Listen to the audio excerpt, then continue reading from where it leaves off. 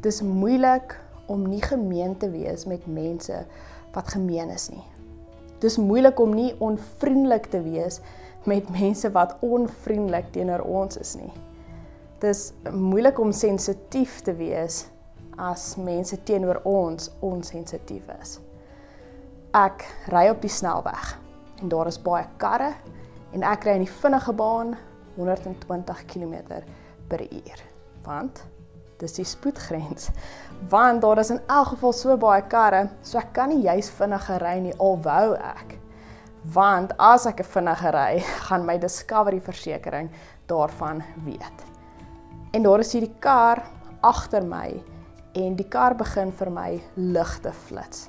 Hy ry al hoe nader aan my. Hy wil verbykom en ek is in sy pad.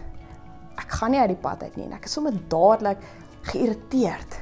Waarheen wil die kar gaan? Nou ry hy om my en kom druk reg voor my in.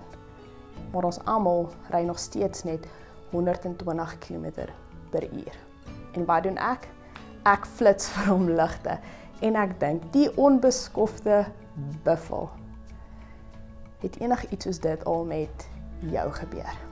Enige iemand wat al met jou gemeen was, onvriendelik, onbeskof, op die pad, jou buurman, die man op die vliegtuig langs jou, die ander mammas by die skool, die ou by die werk. Wat is die goue reël nou weer? Doen aan ander wat jy wil hê hulle aan jou moet doen. Ons lees dit in Matteus 7 vers 12 waar daar staan: alles wat julle wil hê dat die mense aan julle moet doen, moet julle ook aan hulle doen. Ja, maar wanneer dit kom by gemeenheid, dan verander daardie goue reël in die eysterreël. Doen aan ander soos hulle aan jou gedoen het, of self erger, kry hulle terug vir hulle wangedrag. Ek dink baie keer dat ons as volwassenes, as volwasse gelowiges, nie meer hiervoor val nie. Dis mos wat kinders doen. Hy het my sandkasteel omgeskop, nou gooi ek 'n emmer seewater uit oor syne. Sy het my geslaan, so nou slaan ek haar terug. Maar soos ek nou net bewys het, sukkel ons dalk nog steeds hiermee. En die probleem met wraak neem op mense wat gemeen is dat dit eintlik dinge vererger. Want dit maak ons soos iemand van wie ons nie eens hou nie. Dit maak ons soos hierdie iemand wat ons eintlik verpes. So die vraag is, wat moet ons doen? Hoe kies ons vir vrede en nie wraak nie? En hoe lyk dit?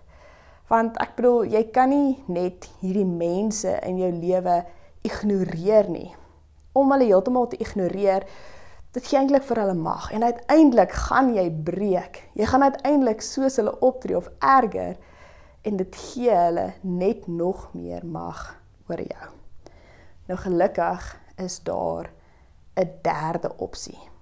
Jy hoef hulle nie te ignoreer nie. Jy hoef ook nie soos hulle te word nie. Daar is 'n ander manier. Een wat hulle mag wegneem en wat keer dat jou frustrasies oorloop in jou ander verhoudings. Dit beskerm jou teen dieselfde struik waarin hulle vasgevang is. Dis wat Jesus ons leer. Dis wat Jesus vir ons modelleer. En dis die tweede geskenk wat Jesus vir ons gee met sy koms na die wêreld. Die tweede geskenk wat ons vier tydens Advent. Die geskenk van vrede. Dis die derde opsie. Nou, reeds in die Ou Testament is daar 'n persoon wat vir ons wys hoe om hierdie derde opsie te kies. En haar naam is Abigail. Sy is nie baie bekend nie, nie baie mense weet van haar nie. Sy is eintlik deel van die agtergrondstorie van Dawid nog voor hy koning was. Nou, meeste van ons ken vir koning Dawid baie goed. Maar ons leer hom ken heel eerste as 'n jong seun wat skape oppas, en dit is hier waar Abigail deel is van sy storie. Kom ons kyk net gou weer na alles wat gebeur het. Dawid, as 'n tienerseun, 'n skaapwagtertjie, vat vir sy broers kos terwyl hulle besig is om teen die Filistyne te beklei. En daar is hierdie reus Goliat en Dawid van alle mense verslaan hom met 5 klippies en 'n slingervel. En op daardie oomblik word Dawid 'n held. Koning Saul, die huidige koning van Israel, gee dan ekstra aandag aan hierdie Dawid. En hy hoor dan dat daar 'n profeet na Dawid se huis toe gegaan het toe hy nog 'n klein seentjie was en hom toe al gesalf het as die volgende koning van Israel. Nou, as jy die koning is, dan is dit 'n probleem, want jou seun is veronderstel om die volgende koning te word. So Dawid is skielik hierdie bedreiging vir Saul se koningshuis. En hy probeer dan om vir Dawid dood te maak. Op die ou end verban hy hom uit sy koninkryk en Dawid word 'n vlugteling. Dawid versamel dan ander vlugtelinge om hom en binnekort het hy omtrent 600 mans, hulle vroue en kinders wat almal by hom is. Hy het hierdie klein weermag om hom, maar hy is nou 'n vlugteling. En hy is kwaad vir die koning, kwaad vir koning Saul en kwaad vir die omstandighede, maar hy weet nie wat om daarmee te maak nie. So hy dra maar net hierdie broeiende woede saam met hom. En dis waar ons nou in die storie is. Dis hier waar ons vir Abigail uiteindelik ontmoet. So kom ons lees 'n paar gedeeltes saam uit 1 Samuel 25. Dawid het klaargemaak en na die Paran-woestyn toe getrek. Daar was 'n man in Moan wat sy boerdery in Karmel gehad het, 'n baie ryk man. Hy het 3000 skape en 1000 bokke gehad. Hy was besig om sy skape in Karmel te skeer. Nou skaapskeer seisoen was die groot betaaldag, die einde van die jaar bonus, dis wanneer jy ontdek hoeveel ryker jy geword het. Dit was soos 'n jaarlikse finansiële verslag. Die naam van die man was Nabal en die naam van sy vrou was Abigail. Die vrou het 'n goeie verstand gehad en sy was mooi, maar die man was 'n regte korrelkop en onbeskof. Hy was 'n Kalebiet. Toe Dawid in die woestyn verneem dat Nabal skape skeer, het hy 10 jong manne gestuur en vir hulle gesê: "Gaan na Karmel toe en as julle by Nabal kom, moet julle hom namens my vra hoe dit gaan en sê vir hom: gesondheid en voorspoed vir u en u familie en alles wat u besit. Ek het verneem dat hulle besig is om by u te skeer. U skaapwagters was by ons en ons het hulle nie kwaad aangedoen nie. Hulle het niks vermis solank hulle in Karmel was nie. Vra maar u veewagters sodat hulle dit kan vertel. Wees dan tog my mense goedgesind. Ons het op die regte tyd gekom. Gee asseblief wat u kan afstaan aan u seun Dawid en sy manne." So Dawid vra: "Deel asseblief jou rykdom wat so baie toegeneem het met ons." Dawid probeer verduidelik dat hierdie rykdom deels is as gevolg van sy mense wat hulle beskerm het en niks van hulle gevat het nie. Die jong manne van Dawid het gekom en Dawid se hele boodskap aan Nabal oorgedra en gewag. Maar Nabal het die manne van Dawid geantwoord: "Wie is Dawid? Wie is die seun van Isaai? Daar is deesdae baie slawe wat wegloop van hulle eienaars af. Moet ek nou my brood en water vat en die vleis wat ek vir my skeerders geslag het en dit vir mense gee van wie ek nie weet waar hulle vandaan is nie?" Die jong manne van Dawid het net daar in hulle spore omgedraai en teruggegaan. Hulle het alles wat Nabal gesê het vir Dawid gaan vertel. Dawid het toe aan sy manne gesê: "Gord aan julle swaarde." En elkeen het sy swaard aangegord, Dawid ook. Omtrent 400 man het saam met Dawid opgetrek terwyl 200 by hulle goed gebly het. Nabal is onbeskof. Hy weet natuurlik wie Dawid is, maar hy maak asof hy hom nie ken nie. Wie is hierdie ou? Hy's 'n niemand. Ek nie vir sy hulp gevra nie. Ek skuld hom niks. En Dawid is woedend wanneer hy dit hoor en hy maak reg vir oorlog. Dis omtrent 'n oorreaksie. Hy en 400 mans is dan op pad na Karmel. Dit sou 'n slagting wees. En terwyl hy op pad is, doen hy wat baie van ons al baie keer gedoen het. Hy begin stoom ophou. Hy begin homself regverdig. Hy is nie eintlik 100% seker hy moet hierdie doen nie. So nou broei hierdie woede en hy seer gemaak en hy soek al die redes hoekom dit wat hy nou gaan doen die regte ding is om te doen. Ek het goed aan hom gedoen, dink Dawid. En hoe betaal hy my terug? Met kwaad. Nou gaan hy van sy eie medisyne kry. Kwaad vir kwaad. Ek dink eintlik dat Dawid gefrustreerd was met koning Saul, maar koning Saul is onaantastbaar en nou het hy iemand gekry op wie hy sy woede kan uithaal.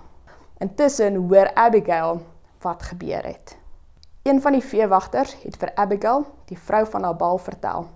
Dawid het boodskappers uit die woestyn gestuur om vir meneer te groet, maar hy het teen hulle uitgevaar. Tog was die manne baie goed vir ons. Solank ons saam met hulle in die veld rondgetrek het, is ons nie kwaad aangedoen nie en het ons niks vermis nie. Hulle het ons beskerm, dag en nag beskerm, solank as ons die kleinvee naby hulle opgepas het. Hierdie veewagter sê, Abigail, jy moet help. Daar kan jy iets doen, daar wag 'n ramp op ons. Dawid is woedend en Nabal, ons kan nie met Nabal hieroor redeneer nie. En Abigail, sy reageer vinnig.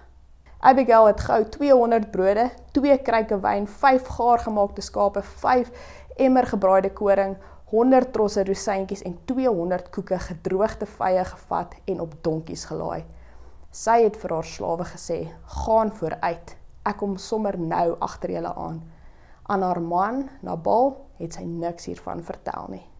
Sy laai 'n hele karavaan vol kos op donkies en ry Dawid tegemoet. So sien hierdie prentjie in jou kop. Dawid kom hier aan uit die berge uit gewapen, reg vir die geveg, besig om onderlangs te brom en te mompel. Maar dan kyk hy op en wat sien hy? 'n magdom kos gelaai op donkies. En heel voor is hierdie mooi vrou en sy buig vooroor in nederigheid en sy woede word heeltemal ontwrig. Het dit al ooit met jou gebeur? Jy het hierdie hele toespraak beplan, jy het al hierdie moed bymekaar gemaak en jy is op pad huis toe of jy stap na iemand se kantoor toe of jy het die foon in jou hand reg om te bel. Alles is klaar uitgewerk en dan skielik sê iemand vir jou jammer. Of iemand doen iets buitengewoon vriendelik vir jou. En dit is soos, ek was so kwaad, ek was so reg om my sê te sê, en skielik is die wind uit jou seile. Toe Abigail vir Dawid sien, het sy gou van die donkie afgespring en vir Dawid eerbiedig gegroet. Sy het diep gebuig voor hom en gesê, verskoon tog die onreg, meneer, mag ek vertroulik met u praat, luister tog na my woorde. Sy begin praat, en sy praat met hom asof hy reeds die man is wat sy hoop hy sal wees. Asseblief, sê sy, moenie jou steur aan my man nie, hy is 'n dwaase man. As ek daar was toe jou mense opgedaag het, sou ek dit heeltemal anders hanteer het. Maar ek was nie daar nie. En dan gaan sy verder. En dit is so kragtig. Sy sê, meneer, so seker as die Here leef en so seker as wat u self leef, dit is die Here wat u gekeer het dat u bloed vergiet en die reg in u eie hande geneem het. En Dawid is op daardie oomblik so 'n bietjie verbaas. Het hy? En sy antwoord ja, hy het jou gestop. Met ander woorde, Dawid, kom nou, jy is nie die tipe persoon wat wraak neem op weerlose mense nie. En Dawid is nog onkant gevang en huiwerig, wel ek dink nie ek is daai persoon nie. En dan gee sy vir hom weer hierdie erkenning. Sy prys hom vir die beter mens wat hy op die punt gestaan het om te wees, eerder as vir wat hy wou doen in woede. Sy praat met hom asof hy reeds die man is wat sy hoop hy sal wees. Sy gee vir hom die geskenk en sê, wanneer jy eendag koning is en God sy belofte aan jou vervul het, watter verhaal wil jy vertel? En Dawid kan eenvoudig nie voortgaan met dit wat hy aanvanklik wou doen nie. Wil jy die man wees wat sinnelose moorde, haat en verwoesting op sy gewete het, of die man wat sy toekoms en sy karakter bo sy woede gekies het. Nie wat voel jy nou nie, nie wat sy emosies borrel hier binne nie. Wie is jy? En wie wil jy wees? Wil jy dinge in jou eie hande neem en optree soos iemand van wie jy nie eens hou nie? Of gaan jy terugtreë en ook hulle hanteer soos die mens wat jy hoop hulle sal wees? En Dawid kom tot sy sin. Hy seën haar en sê vir Abigail, mag die Here jou seën vir jou goeie oordeel. Jy het my vandag gekeer om nie wraak te neem en skade aan myself te doen nie, aan wie ek eintlik is nie. Ons almal het 'n Abigail nodig. Iemand met wysheid en insig wat met ons kan praat, wat toegang het tot ons lewens en wie ons is, wat mag praat wanneer ons op die punt staan om iets te doen waaroor ons later gaan spyt wees. En as ons eerlik met onsself moet wees, baie van ons se grootste spytoomblikke sou voorkom gewees het as ons net na ons Abigail geluister het. Nou, Jesus is hierdie stem in ons lewens, die vredevors, wat vir ons hierdie derde opsie gee. Maar Jesus stuur baie keer iemand as jy sukkel om hom te hoor. Dalk jou eggenoot, jou onderwyser, jou vriend, jou Abigail. Die krag van die derde opsie, wanneer jy vrede kies, dit verander jou. Dit maak jou meer en meer wie Jesus jou bedoel het om te wees. Mag jy met wysheid optree, nie met woede nie. Mag Jesus se vrede deur jou vloei. Mag jy mense hanteer soos die mens wat jy hoop hulle sal wees. Amen.